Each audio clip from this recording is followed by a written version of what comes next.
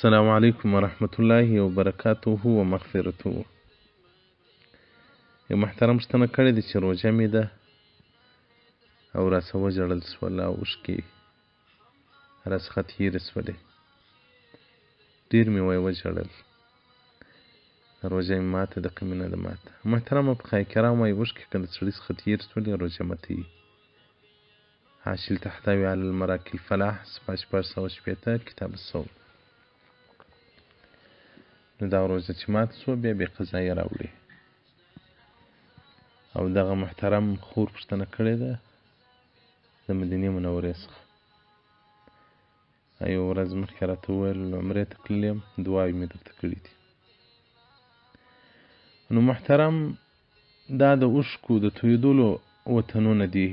په دې کې صحابه کرامو اوښکې توی کړي دي، په دې کې د رسول الله صلی الله علیه وسلم مبارک اوښکې توی شوي دي. عمر بن خطاب رضی الله عنه به دومره وژړل، وایي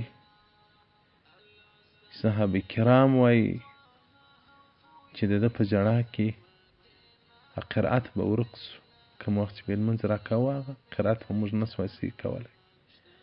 او د ده مبارک په مخ کې وایي داسې تورې لیکې پیدا سوې، ځکه اوښکې تروي دي چې د انسان پر مخ را روانې وي دلته توروالی پیدا کوي.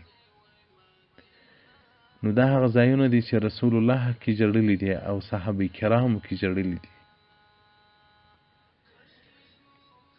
اوښکې الله ته دومره قدرمنې دي چې تر هر ډول عبادت اوښکې ورته قدرمنې دي.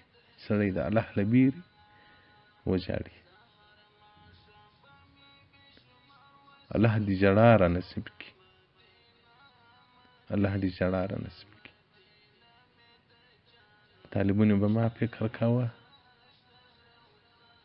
چې دا بعضې مریدان به مې ولیدل د خپل شیخ په مجلس کې ژړل. څه به ورته حیران وو چې دې څه مور مړه ده، څه پلار یې مړ دی چې ژاړي. خو هغه کانه په ما هم وسو، هغه کانه په ما هم وسو چې ژړا مې غیر اختیاري ده. زه نه غواړم چې دا خپلې اوښکې په بل چا ووینم، خو اختیار نه دی. کله چې په موټر کې قرآن عظیم شان اورم یا نعتونه اورم چې یوازې یم ډېر خوشحاله یم. دومره وژاړم چې هغه د زړه سکون راته پیدا سي، چې هغه ژړا که را بنده وي په ملګرو را سره وي تیښ یم، چې وژاړم بیا خوشحاله سم. نو ژړا رحمت دی، الله دې را نصیب کړي. نو د هغو عاشقانو چې ژړل بې د هغو درد اوس را په یاد سو، اوس د هغو په درد پوه سوم چې د هغو زړونه دردمن وه، په محبت کې دردمن وه.